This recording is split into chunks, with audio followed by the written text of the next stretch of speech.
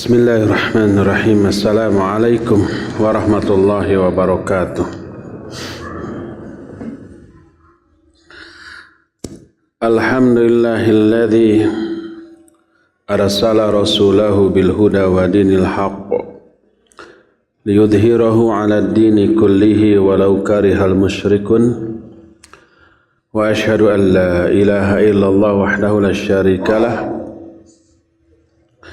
iqraran bihi wa tauhidan, wa ashhadu anna Muhammadan abduhu wa rasuluh sallallahu alaihi wa ala alihi wa ashabihi wa sallama tasliman mazida, wa ba'd. Fa inna asdaqal hadith kitabullah wa khairal hadyi hadyu Muhammadin sallallahu alaihi wa alihi wa sallam, wa syarral umuri muhdatsatuha wa kullu muhdatsatin bid'ah wa kullu bid'atin dhalalah wa kullu dhalalatin finnar. Ikhwati fillah, azanallahu wa iyyakum. Baik hadirin jamaah Masjid Raya Cipaganti Bandung, juga para pendengar Radio Roja Bandung, baik melalui radio di 1476 AM ataupun yang mendengarkan melalui streaming Radio Roja Bandung di mana saja Anda berada, juga para pendengar Radio Al-Bayan Cianjur di 90.00 FM kanggo daerah Cianjur sareng sabudirinana. Alhamdulillah kita berjumpa kembali di tengah guyuran hujan yang cukup deras. Tapi derasnya hujan turun ini tidak menghalangi kita untuk tetap hadir di tempat ini untuk melanjutkan kajian kitab Bulughul Maram. Sabtu yang lalu kita sudah selesai membahas tentang sholat gempa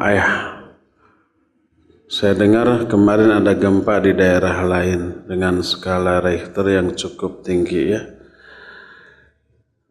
Kita masuki sekarang bab baru, masih tentang sholat, tapi bab sholat istisqa. Kita masuk ke muqaddimah dulu ya. Istisqa artinya meminta air, sehingga sholat istisqa adalah idhafatus syai' ila sababih, mengidhafatkan atau menyandarkan sesuatu kepada sebabnya. Sehingga sholat istisqa artinya sholat yang disebabkan oleh minta air. Minta air menjadi sebab lahirnya sholat. Disebutlah sholat istisqa. Dan meminta hujan tidak boleh dilakukan kecuali kepada Allah Azza wa Jalla. Karena Allah lah satu-satunya yang menurunkan hujan. Sebagaimana firman Allah Azza wa Jalla dalam beberapa ayat, walladzi anzala minas sama'i ma'an. Allah lah yang menurunkan air dari langit. Allah malah berfirman, afara'aitumul ma'alladzi tashrabun. Apakah kalian memperhatikan air yang kalian minum? Aantum anzaltumuhu minal muzni am nahnul munzilun. Kaliankah yang menurunkan air itu dari muzn, dari awan, ataukah kami? Ini pertanyaan retoris disebutnya, istifhamul inkari. Tentu saja Allah Azza wa Jalla yang menurunkan itu. Lau nasya'u ja'alnahu ujajan falaula tashkurun. Seandainya kami menghendaki, niscaya kami jadikan air hujan tersebut asin. Tidakkah kalian bersyukur? Kalau asin kan tidak bisa diminum.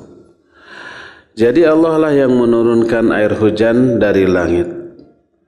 Makanya minta hujan hanya kepada Allah dan tidak boleh kepada yang lainnya.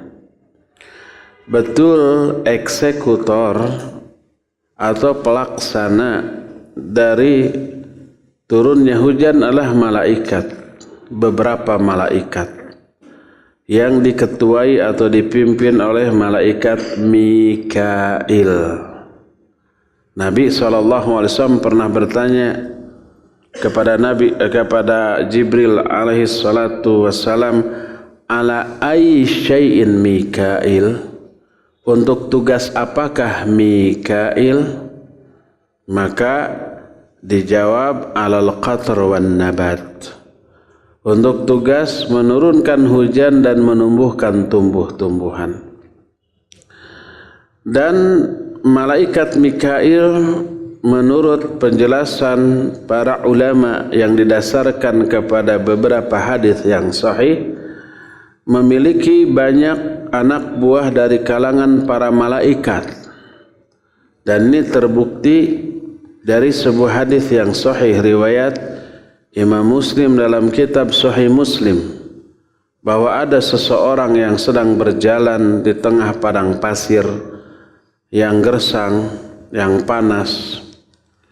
Tiba-tiba dia mendengar suara dari langit, asqi hadiqata fulan, hujani kebun si fulan. Terdengar suara itu dengan jelas, dan si fulan disebut namanya.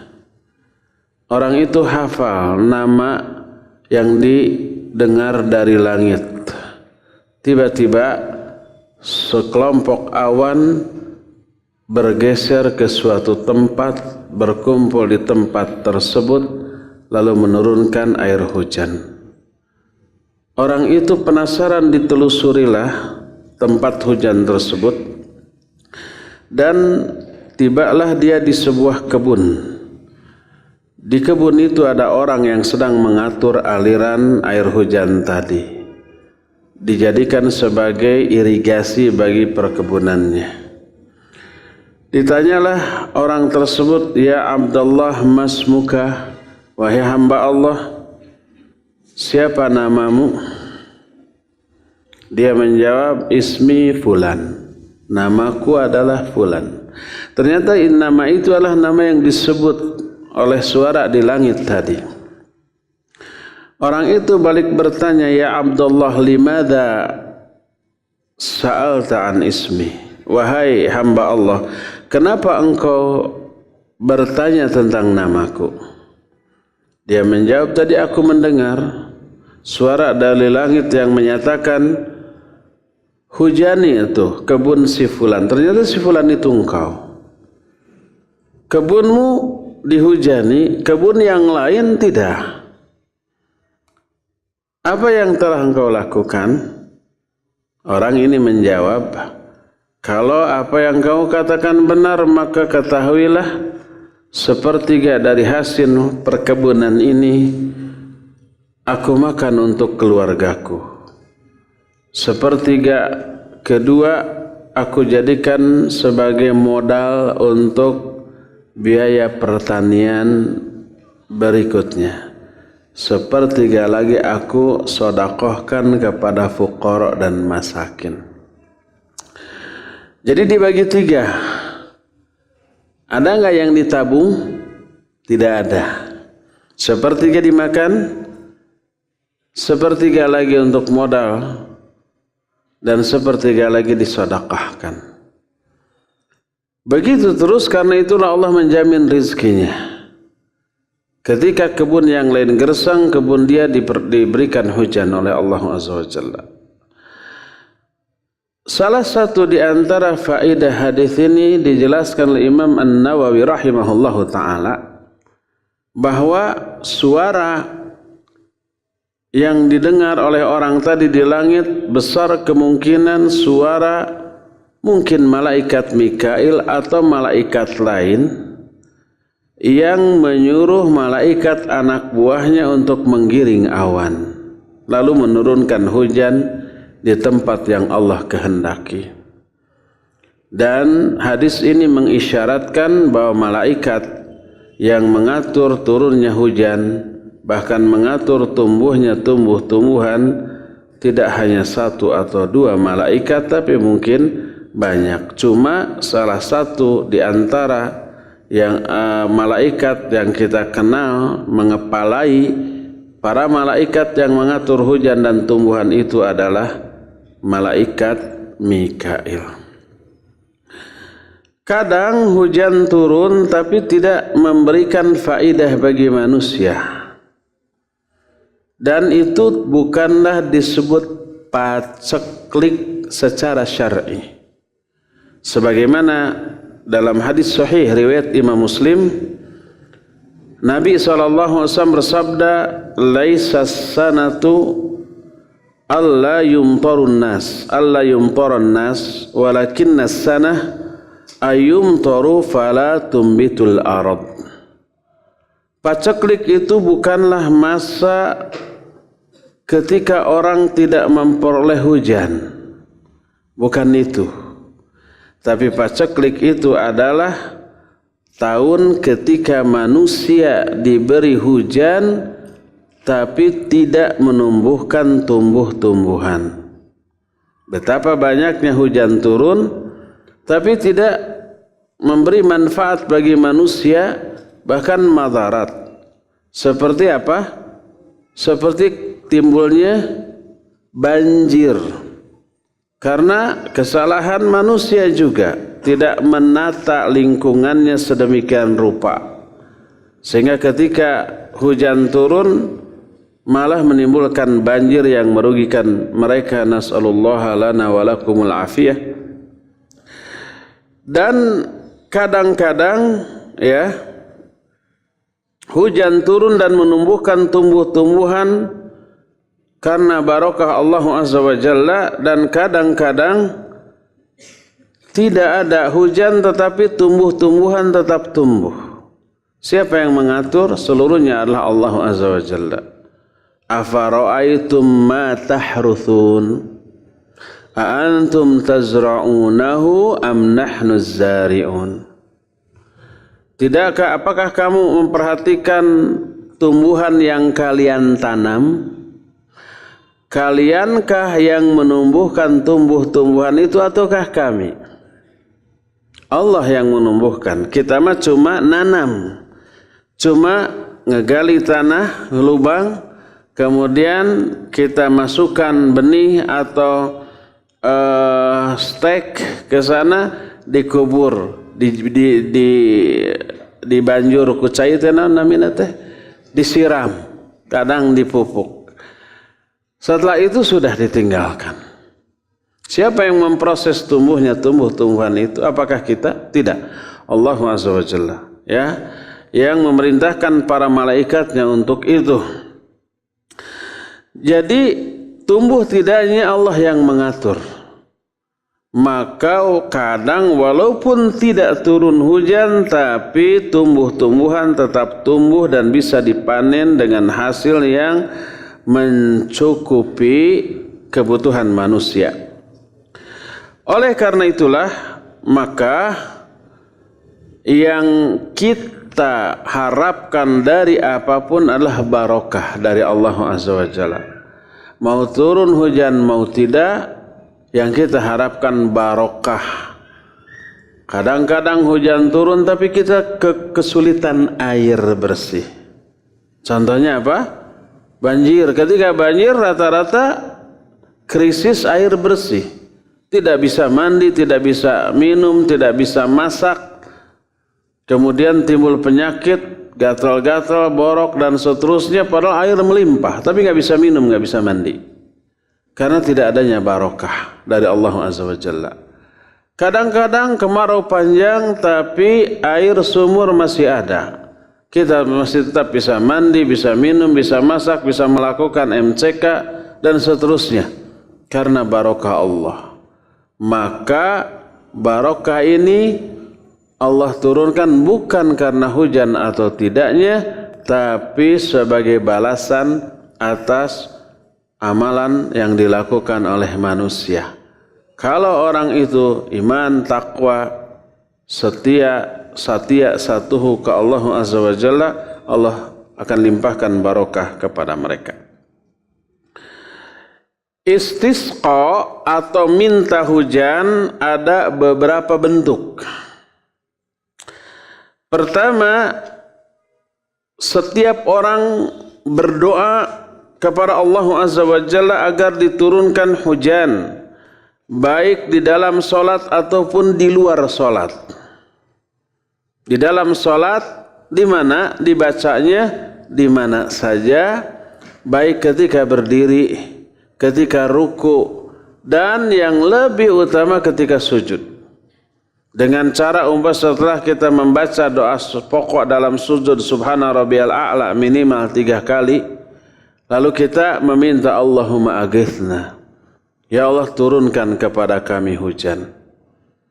Seperti itu boleh setiap individu orang, baik di dalam solat ataupun di luar solat, ya, di saat-saat yang mustajab untuk berdoa. Dan berdoa meminta hujan walaupun tidak dilakukan di dalam solat, itu juga tetap disebut istisqa, yaitu meminta hujan. Kedua, ketika imam khutbah, di tengah khutbahnya meminta hujan kepada Allah Azza wa Jalla. Sebagaimana ketika masa paceklik berlangsung begitu panjang, air kurang, tanam-tanaman mati, kemudian binatang-binatang ternak juga banyak yang mati. Ketika Nabi SAW sedang khutbah Jumat, datang orang lalu berkata, ya Rasulullah, binasa kita, paceklik begitu panjang, tumbuhan mati, hewan ternak kita mati, kelaparan merajalela, fad'ullaha ayusqiyana, maka berdoalah engkau kepada Allah agar Allah menurunkan hujan kepada kita. Diangkatlah kedua tangan Nabi SAW, kemudian beliau berkata, Allahumma aghithna, Allahumma aghithna, Allahumma aghithna. Di saat matahari begitu terang, di saat langit begitu cerah, maka tiba-tiba datang awan, entah dari mana, berkumpul di atas mereka. Dan Anas menyatakan, tidaklah Nabi SAW turun dari mimbarnya kecuali hujan sudah turun dan aku melihat air hujan bergelayutan di jenggotnya. Nah, itu doa Nabi alaihi salatu wassalam di tengah-tengah khutbahnya, dan doanya itu ternyata mustajab. Saat itu berdoa, enggak lama kemudian apa yang diminta dalam doanya dikabulkan, diberikan oleh Allah Azza wa Jalla. Dan ini juga termasuk istisqa, yaitu meminta hujan tapi dalam bentuk berdoa di tengah-tengah khutbahnya. Ini yang kedua. Bentuk yang ketiga, di antara istisqa alias meminta hujan adalah melakukan sholat. Dan inilah yang kemudian disebut dengan sholat istisqa. Keluar orang-orang menuju lapangan seperti yang dilakukan pada waktu sholat Id di lapangan.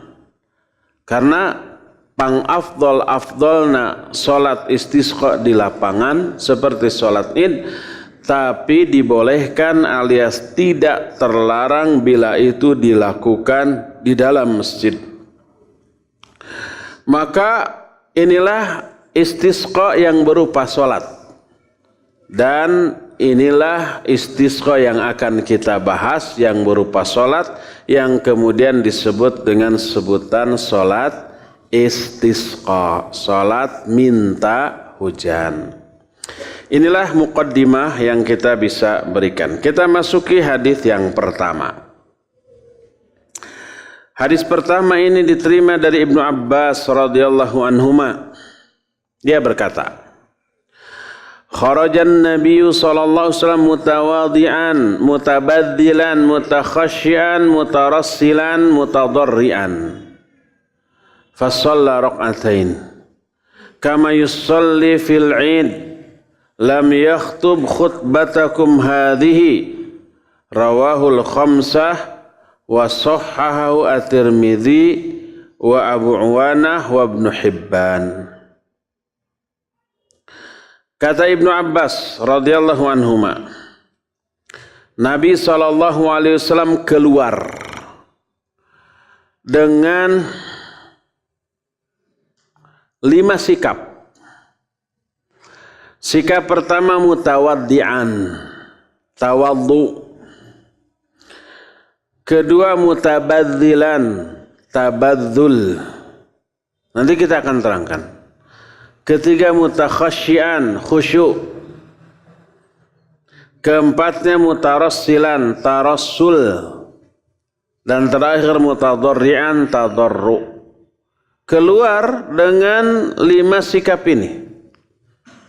Betapa detil dan kata orang Sunda mah imut Ibnu Abbas dalam mengamati sikap Nabi SAW ketika berjalan keluar menuju sholat id. Jadi Nabi SAW sholat istisqa ya. Nabi SAW keluar dengan 5 sikap tadi, lalu sholat 2 rakaat seperti yang dilakukan pada sholat id, tapi tidak melakukan khutbah seperti khutbah kalian ini. Kita bahas dulu 5 sikap tadi. Yang dimaksud mutawaddi'an adalah tawaddu. Bahasa kitanya handap asor. Lawan dari takabbur. Tawaddu berasal dari kata wadu'a. Artinya meletakkan. Meletakkan maksudnya menyimpan sesuatu di bawah. Tawaddu artinya orang yang menempatkan dirinya di tempat yang rendah. Handap asor tea, DP. Kemudian lawan dari takabur. Dan makna tawaddu dijelaskan oleh para ulama, ma ma'ahu jumhurun yamshuna baina yadayhi wala an khalfihi wala an yaminihi wala an shimalihi wala labsul ummah wala hamlus sayf, innama kharaja mutawaddi'an. Beliau tawadhu tanpa ada orang yang mendampinginya atau melindunginya. Tidak ada yang menyertainya. Tidak ada orang yang berjalan di depannya, di belakangnya, di kanan dan di kirinya. Tidak punya bodyguard. Tidak punya pengawal pribadi. Tidak ada orang yang membawakan pakaiannya, barangnya, ataupun tidak ada orang yang membawakan senjatanya. Beliau keluar secara tawadhu, tidak takabur. Ini makna tawadhu alaihi salatu wassalam. Hal kharaja mutajammilan bi thiyabih, apakah saat itu beliau keluar dengan memakai pakaian yang bagus, tajammul dengan pakaiannya.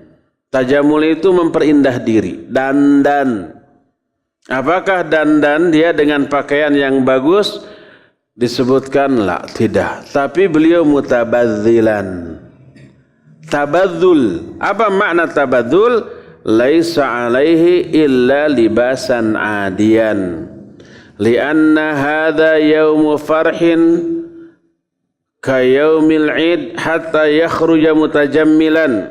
Innama huwa yaumu tadarru wa istikanah wa talabu hajah wa faqr.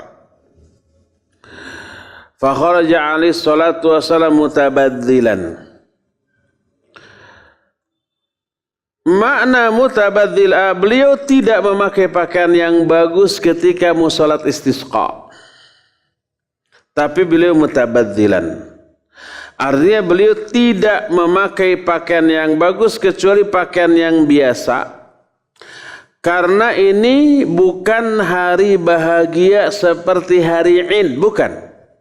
Kalau hari Id adalah hari bahagia, hari bergembira ria. Ya, dianjurkan memakai pakaian yang terbagus yang kita miliki. Tapi untuk melakukan salat istisqa, ya, beliau tidak memakai pakaian terbagus karena hari tersebut hari tadarru dan tolabul hajah wal faqr. Hari ketika hamba harus merendahkan diri di hadapan Allah, hari ketika akan meminta kebutuhan kepada Allah, hari ketika kita sangat memerlukan pertolongan Allah Azza wa Jalla. Bukan hari gembira.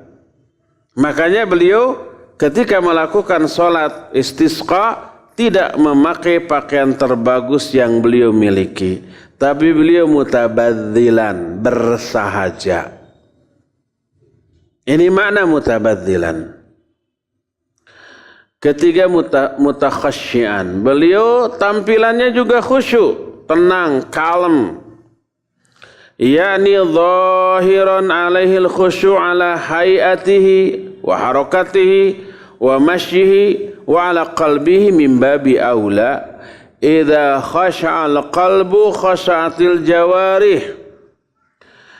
Zahir atau lahiriah sikap Nabi SAW kelihatan khusyuk dalam sikap, dalam gerakan, dalam cara berjalan, dalam roman wajah atau ekspresi wajah.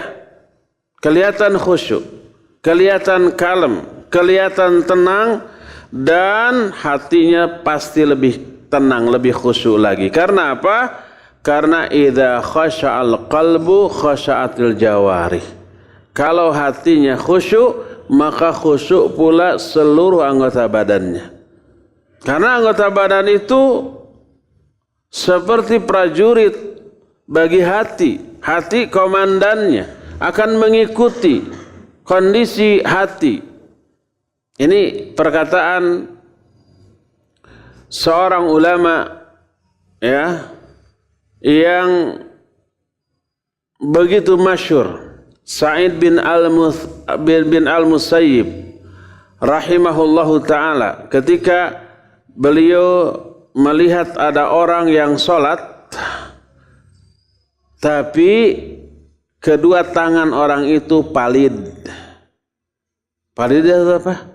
Hanyut. Tapi ini peribahasa. Maksudnya si tangannya itu tidak cicing. Si tangannya itu tidak mau diam. Sedikit-sedikit dalam sholatnya dia mengelus-ngelus jenggotnya. Dalam sholat. Sedikit-sedikit dia benarkan, dia rubah imamah atau apa yang dipakai itu, sorbannya. Padahal tadinya juga sudah benar, dibelitkan. Kemudian tarik lagi. Kemudian dia garuk-garuk, padahal tidak gatal. Garo-garo teatel. Pokoknya tangannya tidak mau diam.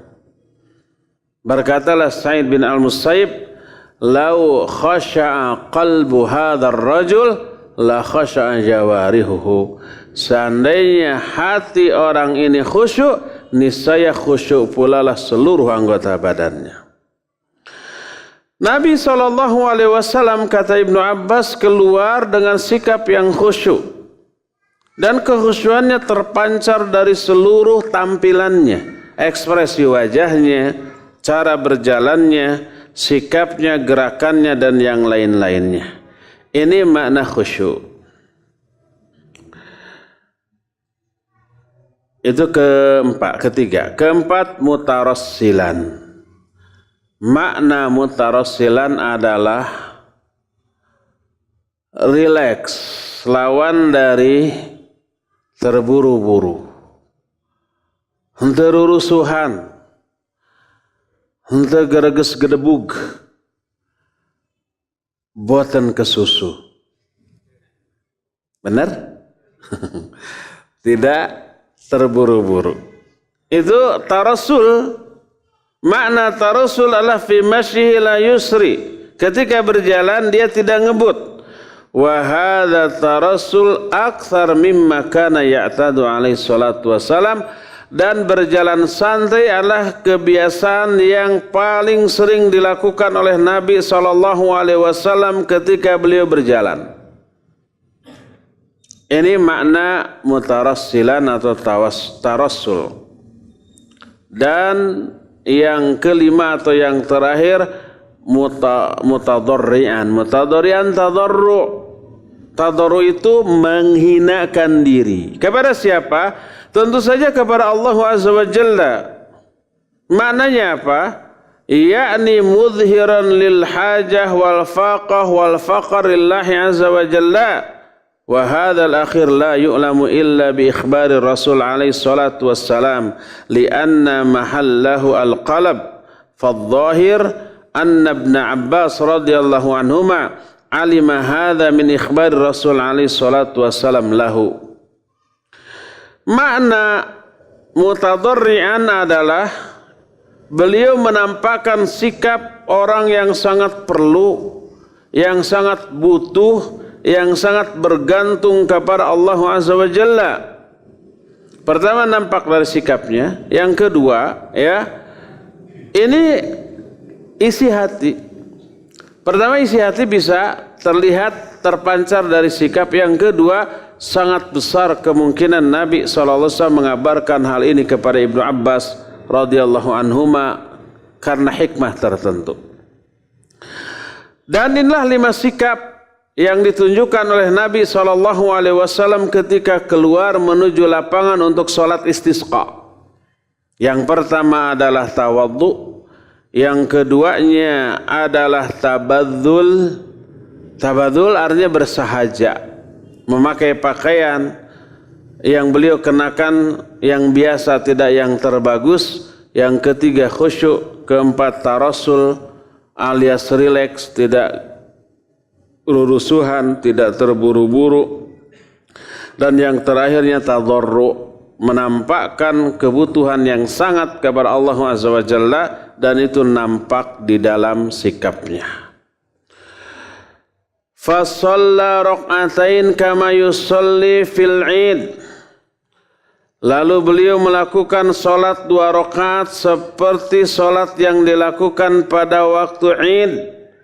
Lam yakhtub khutbatakum hadhihi, tapi beliau tidak khutbah seperti khutbah kalian ini. Apa maknanya?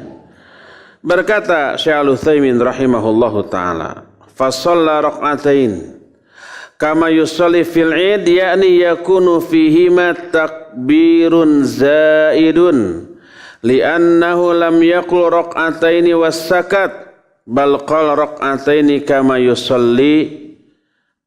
Al-kaf litashbih wa ma masdariyah wa yusalli fi'lun mudhari'un wal mudhari ya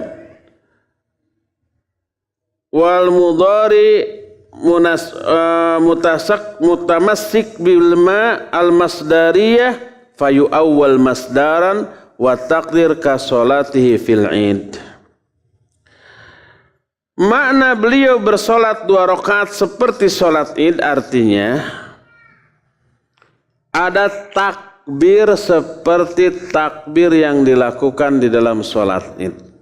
Di rakaat pertama berapa takbirnya? 7 kali. Di rakaat kedua 5 kali. Karena apa? Kata Syekh Al-Utsaimin, karena beliau Ibnu Abbas tidak menyatakan salat 2 rakaat lalu cukup sampai di sana, enggak, tapi disebutkan rakaataini kama yusolli fil 'id. Huruf kama, huruf kaf ini disebut litashbih. Litashbih itu untuk menyatakan serupa atau sama. Huruf ma-nya disebut huruf masdariyah. Yusolli itu fi'il mudhari, dan fi'il mudhari ya yang berkaitan dengan huruf ma masdariyah mengakibatkan diawalkannya masdar sehingga takdir atau kalimat lengkap dari perkataan itu tadinya kasolatihi fil id, salat istisqa beliau seperti salat beliau pada waktu salat id. Jadi ada 7 kali takbir dan 5 kali takbir, 7 kali di rakaat yang pertama dan 5 kali di rakaat yang kedua. Nanti lebih rinci kita akan bahas di dalam hadis yang berikutnya tentang tata cara detil dari salat istisqa. Wa qauluhu lam yakhtub khutbatakum hadhihi, beliau tidak berkhutbah seperti khutbah kalian ini.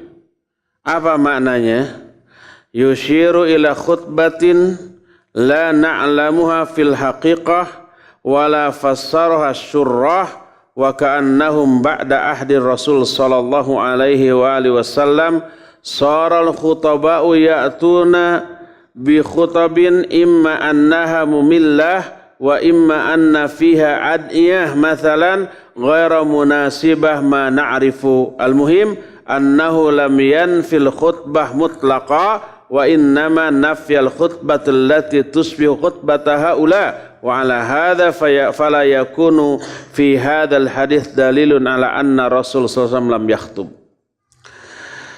Yang dimaksud Nabi tidak berkhutbah seperti khutbah kalian ini mengisyaratkan ada khutbah, tapi kita tidak tahu bagaimana khutbahnya, karena para pensyarah juga tidak menjelaskannya.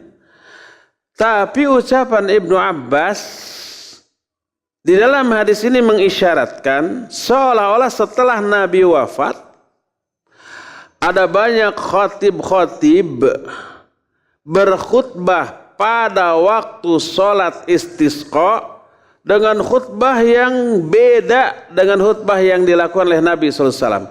Mungkin kepanjangan sehingga apa? Mumillah. Mumillah itu bikin bete. Bikin apa? Bikin bosen. Bikin ya bete tadi pasnya ya.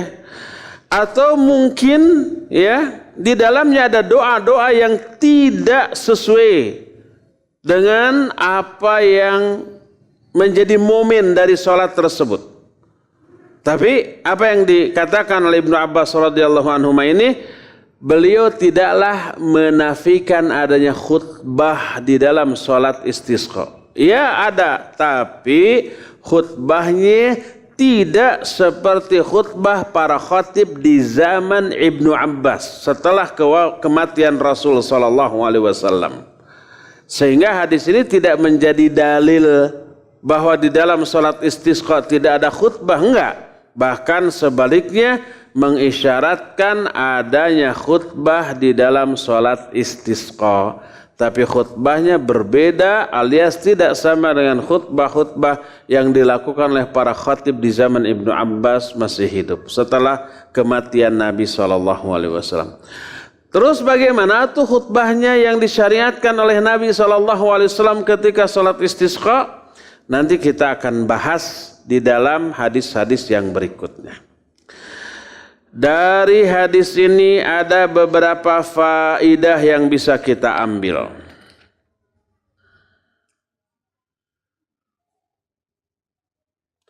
Setidaknya 7 poin faidah atau pelajaran.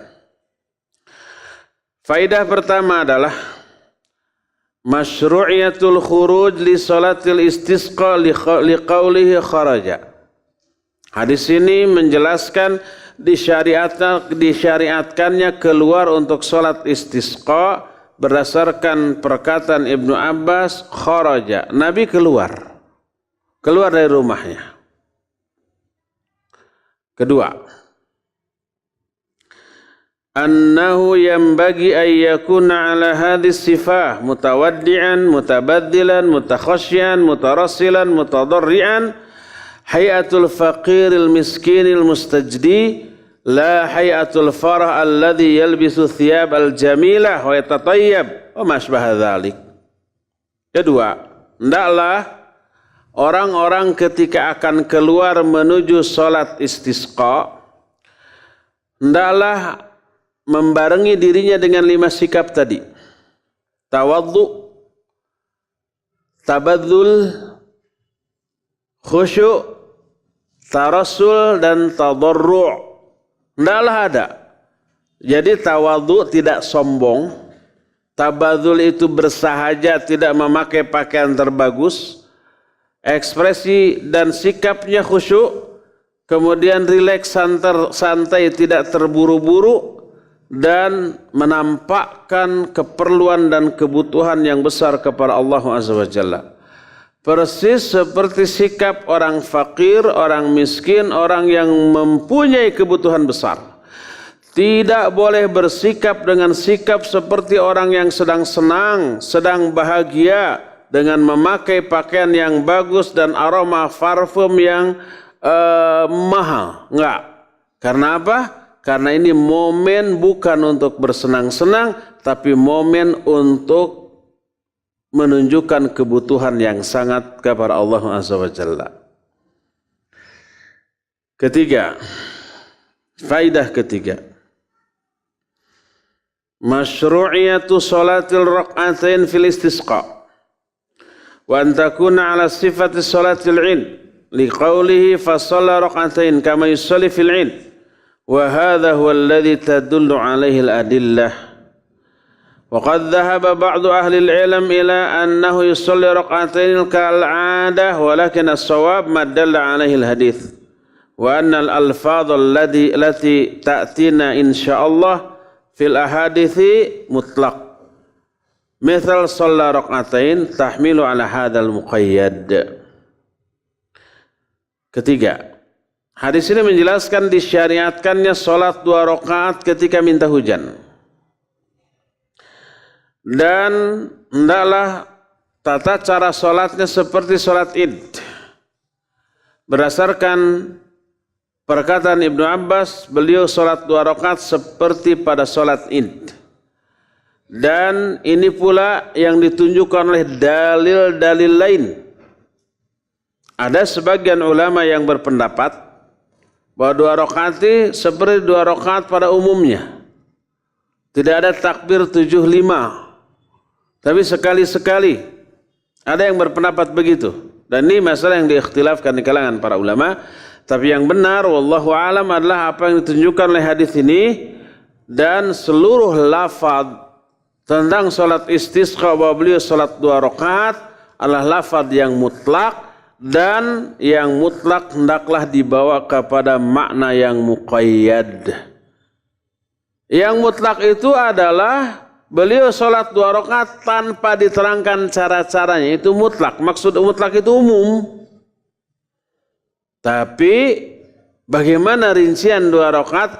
Makna rincian dari 2 rakaat itu harus dibawa kepada hadis yang muqayyad. Muqayyad itu yang ada dalil pengkhususan. Yaitu sholat istisqa yang dilakukan seperti sholat yang dilakukan pada sholat id, yaitu ada takbir 7 kali di rakaat pertama dan 5 kali di rakaat yang kedua. Dan inilah pendapat yang lebih kuat daripada pendapat yang lainnya. Sekali lagi memang ini ikhtilaf. Ada sebagian ulama yang sholat 2 rakaat itu seperti sholat pada umumnya. Ada lagi yang menyatakan seperti sholat id, ada 7 takbir dan 5 kali takbir. 7 di rakaat pertama, 5 di rakaat yang kedua. Keempat, wa min fawaidi hadzal hadits annahu yanbaghi an takuna al-khutbah mukhtasarah mulakhasah mufidah liqaulihi lam yakhtub ka khutbatikum hadhihi. Dari hadis ini pun diambil faidah, hendaklah ada khutbah yang ringkas, yang padat, yang memberi faedah, memberi manfaat atau penjelasan ilmu. Tidak terlalu panjang, tidak membuat bete bagi jamaahnya. Sebagaimana perkataan Ibnu Abbas, lam yakhtub ka khutbatikum hadhihi. Nabi SAW tidak berkhutbah seperti khutbah kalian sekarang, zaman sekarang ini. Maksudnya zaman ketika Ibnu Abbas masih hidup tapi Nabi sudah wafat. Dan para ulama ahli fiqih menyatakan yang dimaksud tidak berkhutbah seperti khutbah para khatib di zaman itu mungkin tadi terlalu lama sehingga membuat boring atau apa boring teh jenuh, jemu, bosan bagi para pendengarnya. Kelima, wa minha masyru'iyatul khutbah. Kaifa dzalik? Ma Ibn Abbas nafa la Ibn Abbas nafya sifat wa nafya al-akhas yastalzimu wujud al-'am. Hadhi qa'idah mufidah. Walihada qulna inna qala Allah ta'ala la tudrikuhu al-absar tadullu ala anna Allah yura lianna nafya al-akhas yaqtadi thubut al-'am. Fa'ala hadha naqul hadha yadullu ala thubutil khutbah lakin laysat ka khutbati haula. Kelima, hadis ini menjelaskan disyariatkannya khutbah pada salat istisqa. Bagaimana mungkin bisa disyariatkan khutbah padahal Ibnu Abbas menafikan khutbah dengan mengatakan Nabi tidak berkhutbah seperti khutbah kalian ini? Dijawab, Ibnu Abbas tidak menafikan khutbah tapi menafikan sifat khutbah. Ya, Nabi khutbah tapi khutbahnya tidak seperti khutbah kalian zaman sekarang. Jadi ya, menafikan yang khusus mengandung konsekuensi adanya hal yang umum. Hal yang umum adalah khutbah. Perkara yang khusus adalah khutbahnya kepanjangan. Oleh Ibnu Abbas disebutkan Nabi tidak berkhutbah seperti khutbah kalian ini. Dari perkataan itu kita bisa pahami Nabi khutbah enggak? Khutbah. Terus kenapa tidak seperti khutbah kalian ini? Khutbahnya tidak kepanjangan seperti kalian. Ya, ada khutbah tapi pendek. Ya, ada khutbah tapi tidak bikin bosan. Jadi ini yang kemudian jadi kaidah yang sangat bermanfaat, ya. Nafyul akhas yastalzimu wujudal am. Meniadakan yang khusus mengandung makna menetapkan yang umum. Sama aja umpamanya seperti perkataan yang menyatakan, ya, para santri di ma'had ini tidak seperti kalian. Berarti di ma'had itu ada santri enggak? Ada. Tapi karakteristiknya tidak seperti kalian. Para santri adalah umum, kalian adalah khusus. Dinafikan, ditolak, ditiadakan yang khusus menunjukkan adanya yang umum. Para santri di ma'had ini pesantren. Para santri di pesantren ini tidak seperti kalian. Menunjukkan apa? Ada santri di pesantren itu, cuma karakternya tidak seperti kalian. Kalian ini khusus, santri umum. Jadi kaidah menyatakan menafikan yang khusus menunjukkan adanya yang umum. Contoh lain ayat Al-Quran surah Al-An'am 103, la tudrikuhul absar. Allah itu tidak terjangkau oleh pandangan mata. Maksudnya di dunia. Allah tidak terjangkau oleh pandangan mata. Apakah menunjukkan Allah tidak terjangkau atau tidak terlihat? Terjangkau dan terlihat, tapi nanti di akhirat. Nanti itu pun di surga. Sehingga makna ayat itu selaras dengan ayat lain, wujuhu yawma idzin nadhirah ila rabbiha nadhirah. Pada hari itu ada wajah-wajah yang sumringah, yang bersahaya, karena mereka bisa memandang wajah Allah Azza wa Jalla. Ya. Oleh karena itu perkataan Ibnu Abbas yang menyatakan Nabi tidak berkhutbah seperti khutbah kalian. Apakah perkataan ini menunjukkan Nabi khutbah atau tidak? Khutbah, ada khutbah, tapi cara khutbahnya berbeda dengan khutbah kalian ini. Jadi dari sana kita mengetahui disyariatkan khutbah ketika sholat istisqa. Keenam. Faidah keenam. Annat taghayyur, yakni taghayyurun nas qad dhahara mundu ahdi sahabah liqaulihi ka khutbatikum hadhihi.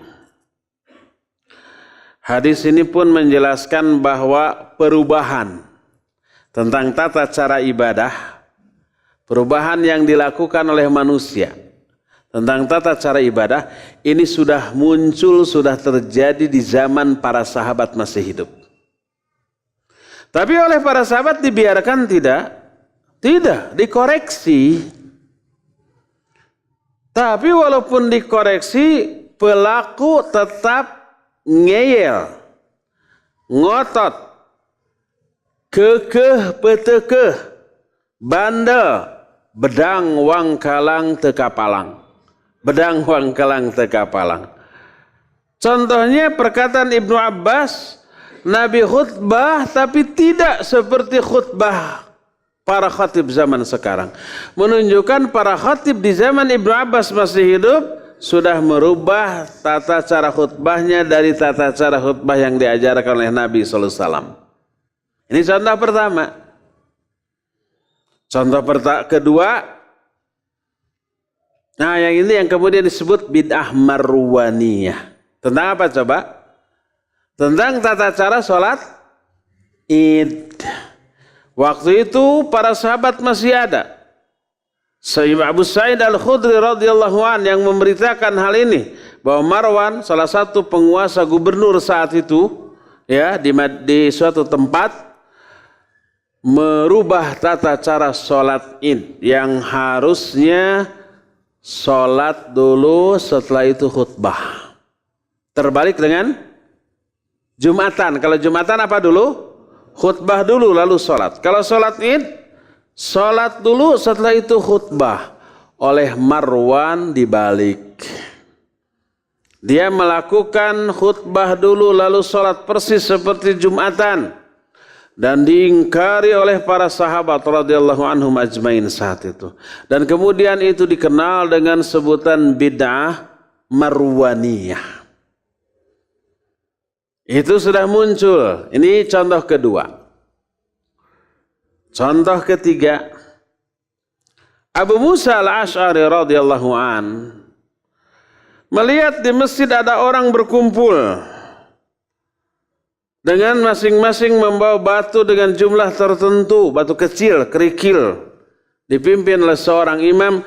Kalian tasbih sejumlah batu ini, subhanallah, subhanallah, subhanallah, begitu sampai habis, lalu ganti dengan lafaz lain, dipimpin oleh seorang imam. Perbuatan itu tidak pernah diajarkan oleh Nabi dan para sahabat. Mereka ini tabi'in, mereka ini belajar Islamnya dari para sahabat, tidak berjumpa dengan Nabi SAW. Terlihat oleh Abu Sa'id, oleh Abu Musa Al-Asy'ari radhiyallahu anhu. Lalu apa yang terjadi? Dia mengingkari dalam hati tapi tidak berani mengingkari secara lisan. Dia menunggu kedatangan Abdullah bin Mas'ud. Begitu ketemu dikabarkan. Kata Abdullah bin Mas'ud, apa yang kamu lakukan? Aku menunggu sikapmu. Lalu dihampiri oleh Ibnu Mas'ud, lalu ditegur. Ya, kata Abdullah bin Mas'ud, ini pakaian Nabi SAW belum lusuh. Barang-barang peninggalan Nabi SAW masih ada, rambutnya masih ada yang disimpan oleh sebagian sahabat. Apakah kalian merasa lebih benar dari ajaran Nabi SAW ataukah kalian mengada-adakan satu kebidahan? Ditegur. Apa kata si imam? Lan nuridu illa al khair. Kami tidak menginginkan apapun dengan perbuatan ini kecuali kebaikan. Kan zikir baiknya. Apa salahnya dengan zikir? Apa kata Abdullah bin Mas'ud? Kam mim muridil khair la yusibahu. Betapa banyaknya orang yang menginginkan kebaikan tapi dia tidak memperolehnya. Tidak memperoleh kebaikan yang dia inginkan karena apa? Salah cara meraih kebaikan itu dengan dikarang-karang menurut seleranya sendiri tanpa melihat bagaimana contoh Nabi SAW. Padahal Nabi SAW bersabda, fa inna khairal hadyu Muhammadin sallallahu alaihi wasallam. Sebaik-baik petunjuk adalah petunjuk Nabi SAW. Wa syarral umuri muhdatsatuha, dan seburuk-buruk urusan, maksud urusan dalam pengamalan pelaksanaan agama adalah perkara-perkara yang diada-adakan. Di zaman Nabi sahabatnya tidak ada, diadakan zaman sekarang. Itu seburuk-buruk urusan. Saya lagi ini urusan dalam masalah agama. Adapun urusan dalam perkara dunia, maka boleh, karena Nabi menyatakan antum a'lamu bi umuri dunyakum. Adanya HP, adanya radio, adanya kamera, adanya teknologi, adanya sains, adanya peradaban yang lebih maju yang di zaman Nabi tidak ada, nggak masalah, itu urusan duniawi. Tidak dihukumi dengan hukum bid'ah atau tidaknya. Bid'ah atau tidaknya hanya ketetapan hukum yang diterapkan dalam urusan agama. Makanya tidak bisa dikatakan bahwa kamera bid'ah karena nggak ada di zaman Nabi SAW. HP juga begitu, pesawat. Ustaz, kalau tidak mau bid'ah nanti haji pakai ontak, jangan pakai pesawat.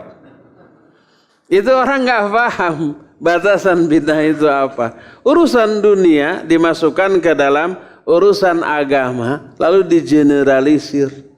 Sama aja umpamanya dengan orang ketika main badminton, pas koknya di atas net, mau disemes, prit, offset, nggak boleh. Istilah offset dalam hal apa? Dalam hal sepak bola, nggak bisa diterapkan di dalam badminton. Ketika disemes di hadapan di hadapan net, lawannya wasit, nggak sah, offset. Bisa nggak? Nggak bisa. Beda jenis permainan, beda zona, beda ranah, ya. Oleh karena itulah, maka dalam urusan duniawi tidak dihukumi dengan bid'ah atau sunnah. Bid'ah atau sunnah hanya dalam perkara agama, pelaksanaan dari agama ini. Jadi dalil tadi menunjukkan bahwa perubahan dalam pengamalan agama sudah muncul di zaman Nabi SAW, di zaman para sahabat masih hidup, setelah wafatnya Nabi SAW.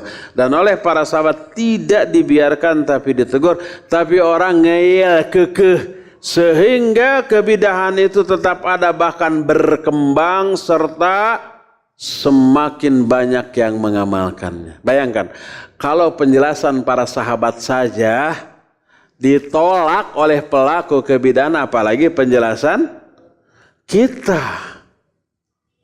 Bagi orang-orang yang sudah tertutup hatinya, penjelasan sedahsyat apapun tidak akan membuat hatinya terbuka untuk menerima kebenaran. Ya. Terakhir, poin yang ke-7. Wa min fawaidi hadal hadis annahu yajibu ala ahli al-ilm an yubayyinu lin-nas ma khalafu bihi sunnah. Liqauli Ibn Abbas lam yakhtub ka khutbatikum hadhihi li'annahu idza lam yubayyin ahlul ilmi ma khalafa fihi an-nasu sunnah baqiyatis sunnah majhulah thumma yatawassa'ul amru hatta tazula sunanun katsirah bisababi suqutin nas. Hadis ini pun menjelaskan bagi setiap ahli ilmu wajib memberikan penjelasan kepada manusia tentang amalan-amalan yang menyimpang dari sunnah. Seperti yang dilakukan oleh Ibnu Abbas. Ibnu Abbas menyatakan, lam yakhtub ka khutbatikum hadhihi. Nabi tidak berkhutbah seperti khutbah kalian ini. Diingkari oleh Ibnu Abbas, dijelaskan. Kenapa harus dijelaskan? Karena kalau ahli ilmu, orang yang berilmu tidak menjelaskan penyimpangan manusia terhadap sunnah, maka nanti lama-lama sunnah akan menjadi sesuatu yang asing. Dan ini terjadi, ya.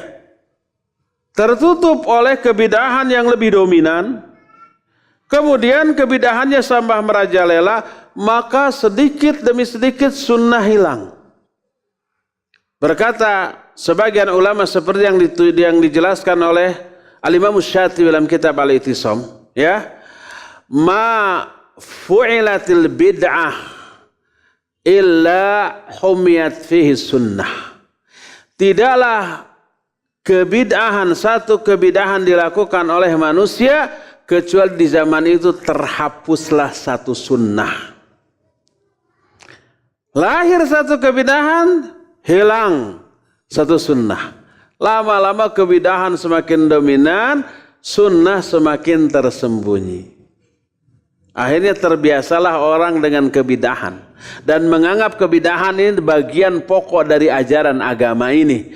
Ketika keadaan demikian, kurunyung, pecenghul, muncul orang yang mengamalkan sunnah. Apa yang terjadi?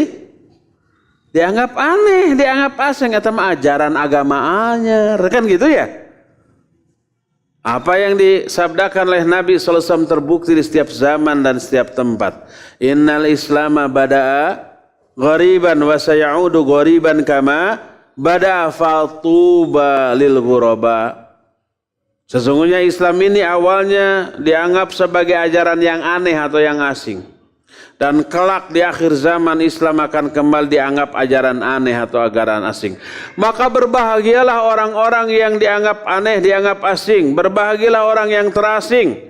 Yaitu alladzina yuslihuna ma'afsadan nasu min sunnati. Orang-orang yang memperbaiki sunnah-sunnah aku yang sudah dirusak oleh manusia. Dalam riwayat lain, alladzina yuhyuna ma amatan nasu min sunnati. Orang-orang yang menghidupkan kembali sunnah kami yang sudah dimatikan oleh banyak orang. Orang itu akan terasing di tengah-tengah komunitas kaum muslimin itu sendiri, ya. Disebabkan karena apa? Karena semakin merajalanya kebid'ahan dan semakin terhapusnya poin-poin sunnah dalam kehidupan manusia. Wallahu alam. Ya, cukup sampai di sini saja bahasan hadis yang pertama. Hadis-hadis berikutnya dalam bab salat istisqa akan kita teruskan bahas pada hari Sabtu yang akan datang. Alhamdulillahirabbil alamin wa sallallahu ala nabiyina Muhammadin wa ala alihi wa ashabihi wasallam. Kita masuki sesi tanya jawabnya.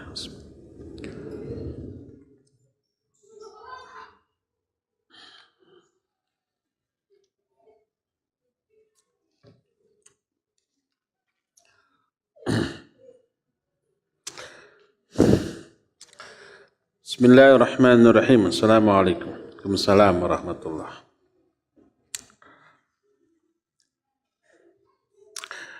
Pertanyaan yang oot kita akhirkan ya, kita prioritaskan yang apa lawan dari oot? Eet.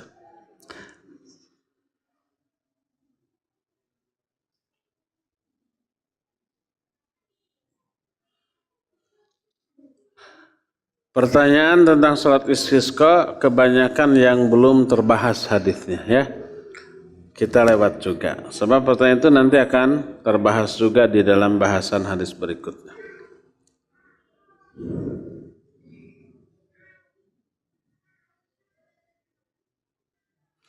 Saya tinggal di luar kota dengan keluarga. Tapi masih cukup sering ke kota Bandung mengunjungi orang tua saya. Di rumah orang tua saya masih punya kamar. Sehingga seolah-olah saya masih tinggal di rumah itu. Apakah pada saat saya ke Bandung saya tidak boleh mengqashar salat alias mukim? Tergantung berapa lama dia ke Bandung. Kalau dia ke Bandung karena liburan panjang sebulan. Dan sudah tertentu. Bahkan sudah booking tiket, umpamanya tiket kepulangan. Sebulan yang akan datang. 4 hari pertama, 4 hari terakhir musafir dan boleh qashar. Tapi setelah 4 hari dia mukim dan sama dengan orang pada umumnya. Adapun kalau berkunjungnya cuma sebentar, sehari, 2 hari, 3 hari, setelah itu kemudian pulang lagi, ya dia dianggap musafir. Wallahu a'lam.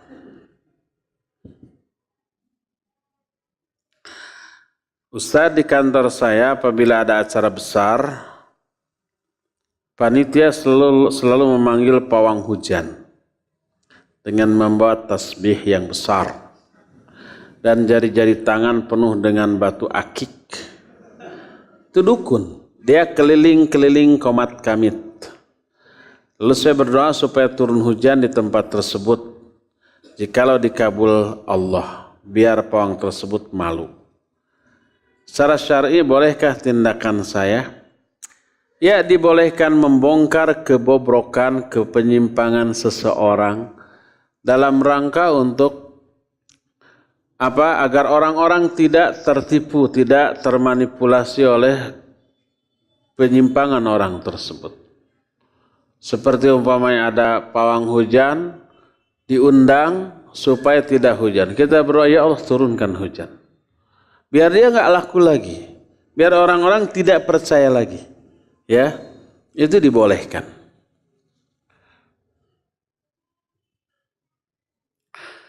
Ustaz, saya baru mengaji dan pengikut pengajian ini.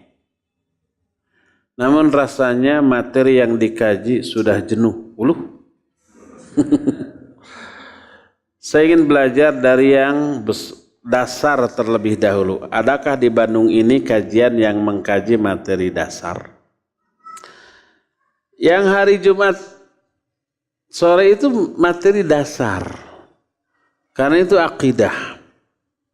Karena itu tauhid.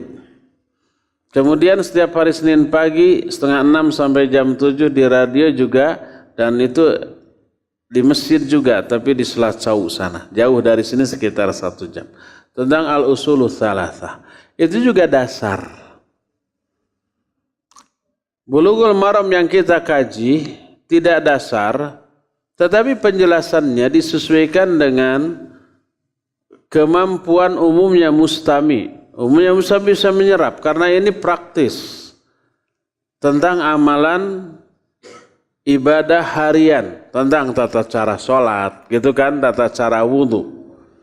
Itu dasar. Kalau ada istilah-istilah yang dianggap susah untuk difahami, sering saya jelaskan dengan penjelasan yang mudah-mudahan bisa difahami. Kalau penjelasan yang saya anggap mudah difahami terus masih belum difahami juga, punten.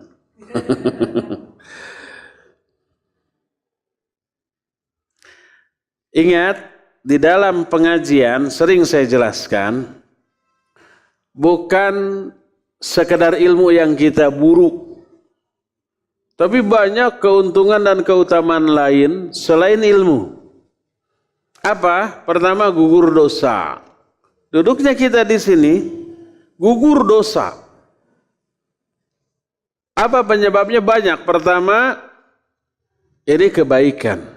Dan setiap kebaikan menggugurkan dosa. Innal hasanati yudhibnas sayiat. Kebaikan-kebaikan itu bisa menghapus dosa-dosa. Kedua, ada para malaikat yang memintakan ampunan dan rahmat untuk orang yang hadir di dalam majelis ilmu. Innallaha wa malaikatahu wa ahlas samawati wal ard hatta namlah fi juhriha wa hatal hut la yusalluna ala muallimin nasil khair. Sesungguhnya Allah dan para malaikatnya, seluruh makhluk penghuni langit dan penghuni bumi, sampai semut yang ada di lubang, sampai ikan-ikan yang ada di lautan, seluruhnya bersolawat kepada dua orang, dua pihak, mengajarkan ilmu dan belajar ilmu. Maksudnya ilmu syar'i, bukan ilmu umum. Tentang Quran, tentang sunnah, termasuk apa yang kita jelaskan ini. Salawat Allah kepada orang yang hadir maknanya pujian Allah kepada orang itu di hadapan para malaikat. Salawat para malaikat dan makhluk lain adalah istighfar dan tarahum mereka. Istighfar minta ampun, tarahum minta rahmat. Selama kita duduk di sini, para malaikat yang jumlahnya enggak kehitung, penghuni langit dan bumi, sampai semut, sampai ikan, mereka mendoakan Allahumma gfir lahum, Allahumma arhamhum. Ya Allah ampuni mereka, ya Allah rahmati mereka. Dan doa mereka dikabul oleh Allah Azza wa Jalla. Dalam hadis sahih riwayat Imam Muslim, Nabi SAW menyatakan, majtama qaumun fi baitin min buyutillah yatluna kitaballah wa yatadarasuna fima bainahum illa hafathumul malaikah wa ghasyiyatuhumur rahmah wa unzilat alaihimus sakinah wa dzakarahumullahu fiman indah. Tidaklah satu kaum berkumpul di salah satu rumah Allah, lalu mereka membaca Al-Quran dan mengupas isinya, mempelajari isinya, kecuali malaikat akan datang menaungi mereka, akan dicurahkan rahmat, akan diturunkan sakinah atau ketentraman jiwa, dan Allah akan memuji-muji mereka di hadapan para malaikat yang ada di sekitarnya. Jadi ini alasan kedua kenapa hadir ke pengajian menggugurkan dosa, karena ada yang memintakan ampunan untuk kita. Ketiga, di dalam pengajian ada unsur masyaqqah. Apa masyaqqah? Penderitaan, kanyeri, kaperih. Coba antum yang ada di sini, ada merasakan penderitaan enggak? Ada, secara fisik ataupun psikis. Minimal cangkel, kesel, sing siremen. Kamu yang sudah pada tua di atas 40, di atas 50, cangkeng terasa panas. Ya, saya duduk di kursi agak empuk, bisa goyang-goyang, bisa gini-gini, cangkel. Beres dari sini di mobil nggak goler. Kebayang antum yang duduk di atas tempat yang keras, tidak bersandar. Ada satu dua yang bersandar, tapi umumnya tidak bersandar. Dijamin lebih cangkel, dijamin lebih menderita daripada apa? Daripada saya. Seluruh penderitaan, terlebih penderitaan yang lahir dari ibadah menggugurkan dosa. Semakin menderita, semakin banyak dosa yang gugur. Makanya ngaji itu yang lama, 10 jam gitu. Biar tambah menderita ya. Itu secara fisik. Secara psikis ada nggak penderitaan? Ada. Tadi boring, jenuh, bosan, capek, ngantuk. Terus ada keinginan tuh. Tadi HP ini di ringtone-nya dimatikan tapi vibrasinya dihidupkan. Ada sabara belas kali kurunyud. Mungkin SMS, mungkin BB, mungkin WhatsApp, mungkin Instagram, mungkin Facebook, mungkin yang lain-lain mungkin aja. Ini hati getek ingin segera membuka, tapi ketika membuka takut kelihatan ustaz lalu ditegur, malu. Secara psikis ini penderitaannya. Banyak penderitaan di sini dan itu menggugurkan dosa. Jadi bukan sekedar ilmu yang kita cari. Ada dosa yang gugur, ada doa para malaikat, ada pahala yang digelontorkan oleh Allah Azza wa Jalla. Ada doa yang diijabah di tengah-tengah pengajian. Dan ini mengundang turunnya hidayah Allah. Rasul SAW bersabda dalam salah satu hadisnya yang sahih riwayat Imam Muslim, man salaka tariqan yaltamisu fi ilman sahalallahu lahu bihi tariqan ilal jannah. Siapa orang yang menelusuri suatu jalan. Dalam riwayat lain, ma min abdin kharaja min baiti, tidak ada seorang pun hamba yang keluar dari rumahnya untuk mencari ilmu, ya, maka Allah Azza wa Jalla akan memudahkan bagi orang itu jalan menuju surga. Apa maknanya? Maknanya Allah akan berikan hidayah kepada orang yang belajar ilmu. Dengan hidayah itu dia iman dan amal soleh. Lebih berkualitas dan berkuantitas dibanding sebelumnya. Dan itu yang memudahkan dia masuk ke dalam surga. Selain itu, orang yang diberi semangat untuk ngaji, itu indikator Allah menginginkan kebaikan bagi orang itu. Kalau Allah menginginkan kebaikan bagi seorang, ingin memberikan kebaikan bagi seorang, caranya adalah Allah beri hidayah, dia semangat untuk ngaji, lalu difahamkan tentang agamanya. Rasul SAW dalam hadis riwayat Bukhari dan Muslim menyatakan, may yuridillahu bihi khairan yufaqihu fiddin. Siapa orang yang dikehendaki kebaikan oleh Allah. Maknanya Allah menginginkan kebaikan bagi orang itu, maka Allah akan membuat orang itu faham tentang agamanya. Jadi orang yang faham tentang agama, orang yang diberi semangat untuk belajar agama itu menjadi tanda Allah menginginkan kebaikan bagi orang itu. Sebaliknya orang yang tidak memiliki semangat untuk mengaji berarti Allah tidak menginginkan kebaikan bagi orang itu. Ini perkataan Imam Ibnu Qayyim ketika menjelaskan hadis yang tadi. Ya. Jadi bukan sekadar ilmu yang kita cari dalam majelis ilmu. Ya, ilmu dapat. Selain ilmu banyak lagi yang kita dapat. Ya. Jangan bosan untuk hadir dalam majelis ilmu. Wallahu a'lam.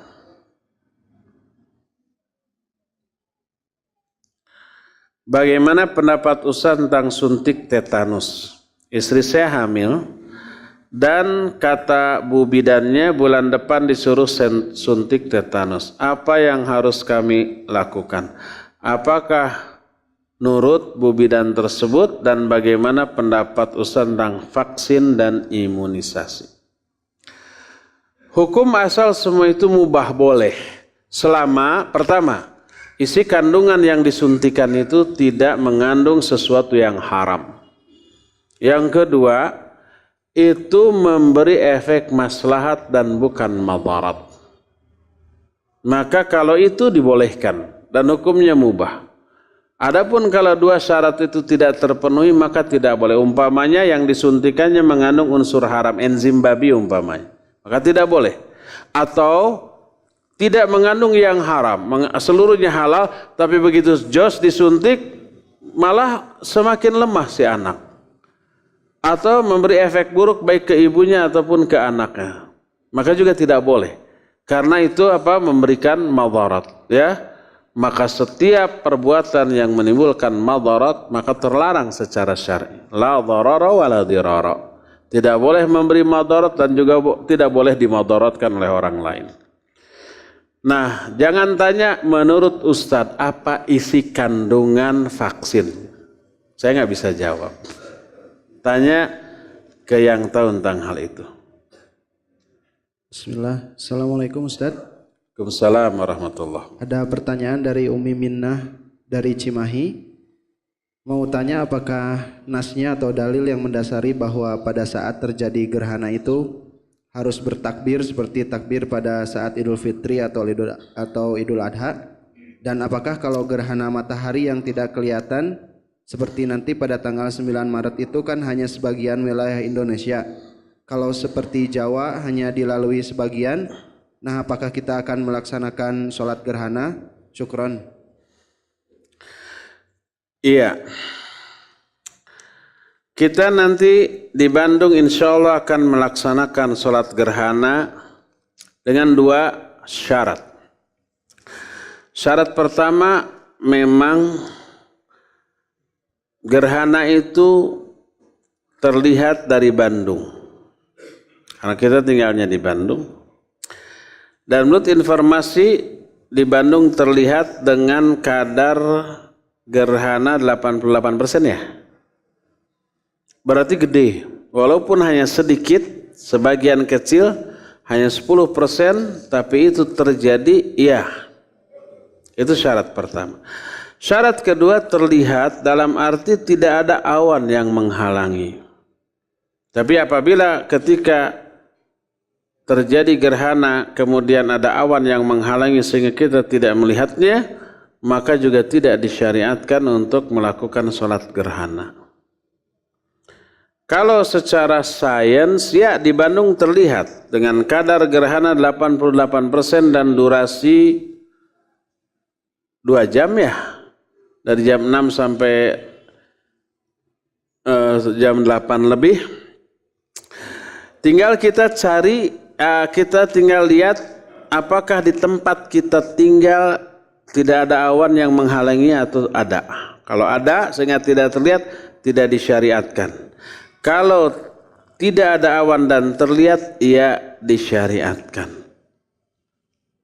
Pertanyaan berikutnya, apakah di Bandung akan ada awan nanti? Wallahu a'lam. Kita lihat saja ya. Afwan minta penjelasan apa itu sururi. Karena ada yang menuduh rojak sururi. Ini termasuk menghalangi orang dari jalan Allah. Nah, ini termasuk salah satu di antara strategi setan. Orang awam bukan diajari dulu tentang tauhid, tentang akidah, malah diajari tentang surur yang membingungkan orang awam. Pertama itu, kedua yang nuduh rojak sururi itu saya yakin nggak akan tahu apa itu sururi dan siapa yang dituduh sururi. Mungkin saja ketika nunjuk satu telunjuk ke depan, 4 telunjuk lain menunjuk kepada dirinya sendiri. Istilah sekarang maling teriak maling, atau lebih lagi daripada itu, garong teriak copet. Menuduh orang lain copet, tapi dirinya sendiri sebenarnya apa? Yang lebih jahat daripada copet. Maling teriak maling berarti seimbang ya. Ini garong teriak copet. Menuduh orang lain copet, dirinya garong. Sururi itu nisbat kepada seseorang namanya Muhammad Surur Zainal Abidin. Dia tadinya salah satu di antara anggota Ikhwanul Muslimin, kemudian belajar akidah salafus saleh, lalu tobat keluar dan belajar tauhid secara benar. Sehingga tauhidnya lurus, tapi manhaj dakwahnya masih menerapkan pola lama. Berorganisasi dalam arti informal, bawah tanah gitu, ilegal. Karena kalau di negara tertentu itu terlarang. Dan masih mementingkan pertimbangan politis daripada syar'i. Kemudian mencela ulama-ulama yang tidak sejalan dengan mereka. Mencela secara terang-terangan penguasa-penguasa muslim yang melakukan banyak penyimpangan. Dicela di mana? Di forum-forum, di mimbar-mimbar. Kemudian orang ini membuat lembaga sosial, namanya dulu Al-Muntada, yang kemudian pemahaman seperti itu disebut dengan pemahaman sururi. Intinya akidahnya salaf tapi manhaj dakwahnya hizbi. Seluruh anggotanya disebut sururi. Itu awalnya. Tapi kemudian sebutan sururi ditujukan kepada setiap orang yang akidahnya salaf tapi manhaj dakwahnya hizbi, walaupun tidak ada kaitan dengan organisasi Muhammad Surur Zainal Abidin, maka itu pun disebut dengan sebutan sururi. Bagaimana pandangan para ulama tentang sururi? Sesat dan menyesatkan. Kita tidak boleh untuk bermanhaj seperti itu. Dan harus dijelaskan kesesatan penyimpangannya dari orang-orang. Ya. Nah, oleh karena itulah maka kita termasuk yang anti sururi. Kalau umpamanya ada poin yang menyebabkan kita tertuduh sururi, tunjukkan buktinya mana. Apakah ada hubungan organisasi dengan mereka? Enggak. Ada kesamaan manhaj dengan mereka? Enggak. Ya. Adakah bantuan dari mereka? Enggak sama sekali. Nah, seperti itu. Kalau umpamanya roja dituduh suri, tunjukkan di mana kesururiannya. Oh, mereka tuh roja itu dapat bantuan dari sono. Mana buktinya? Kita kata orang Sunda engkak-engkakan untuk menutupi dana operasional bulanan itu liar. Kris, berapa sebulan dana operasional Roja Bandung? 19 juta, ya 20 juta. Pemasukan tiap bulan rata-rata berapa? Mencapai enggak? Belum. Tekor setiap bulan. Alhamdulillah masih bisa mengudara gitu ya. Dari mana? Allah Azza wa Jalla yang mengaturnya, yang kita sendiri enggak tahu.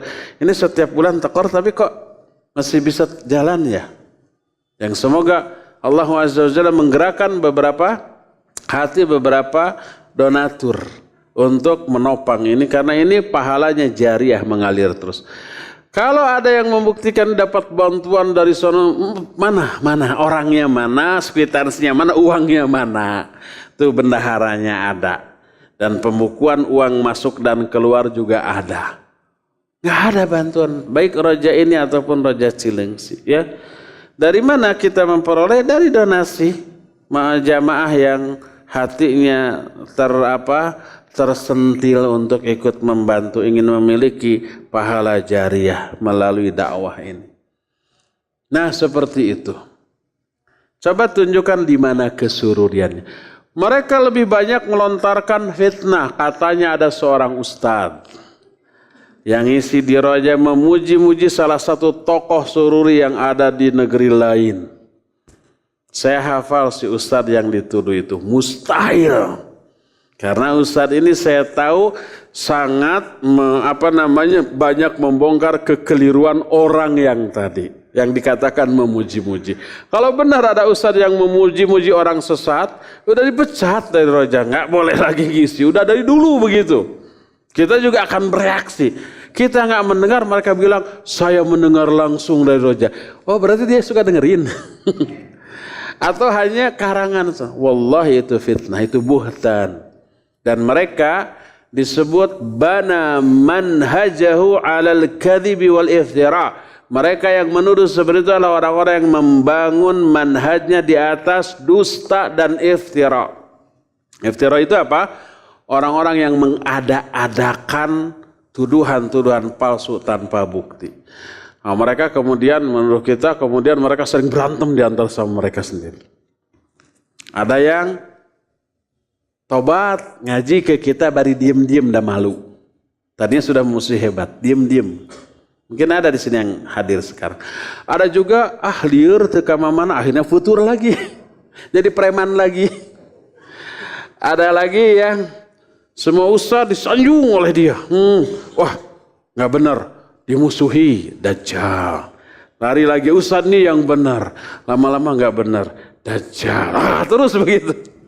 Akhirnya semua orang dajjal selain dirinya. Akhirnya dia ngaca, kamu juga dajjal. Mereka itu banyak yang stres yang menuduh-nuduh gitu ya. Saya lupa apa di Kalimantan apa di Sulawesi. Ada sebuah perusahaan. Ikhwan kita ada di sana. Direktur perusahaan itu kafir tapi tertarik kepada Islam. Dia senang mendengarkan Roja. Ilmiah. Wah, akhirnya dia tertarik untuk masuk Islam. Lalu dikontaklah salah satu ustadz di sana. Saya ingin masuk Islam. Ayo minggu depan, ayo. Kenapa enggak sekarang? Nanti saya masih sibuk. Minggu depan aja. Menunggu minggu depan ada orang yang nuduh Roja ini. Jangan dengar Roja, sesat dan menyesatkan. Di mana sesatnya? Saya sering dengar kok bagus. Nah, Anda pemula belum tahu kesesatannya. Akhirnya apa? Saya nggak jadi masuk Islam. Di antara kalian sering masih berantem, enggak? Orang ini nggak jadi masuk Islam gara-gara orang tadi yang menuduh sesat kepada Roja tanpa tuduhan apapun, ya. Jadi mereka ini sekarang ini berantem dengan sama mereka, dan sebagian di antara mereka ada yang sudah memuji-muji Roja kemudian menganjurkan anak buah atau murid-muridnya untuk dengar Roja. Ada yang seperti itu. Jangan digubris yang seperti itu nih. Wallahu a'lam. Shawab. Ya, waktunya sudah habis, cukup sampai di sini walaupun pertanyaan masih ada beberapa. Nanti kita akan lanjut di sabda yang akan datang. Subhanakallahum bihamdika asyhadu an la ilaha illa ant astaghfiruka wa atubu ilaik. Walhamdulillahirabbil alamin. Wassalamualaikum warahmatullahi wabarakatuh.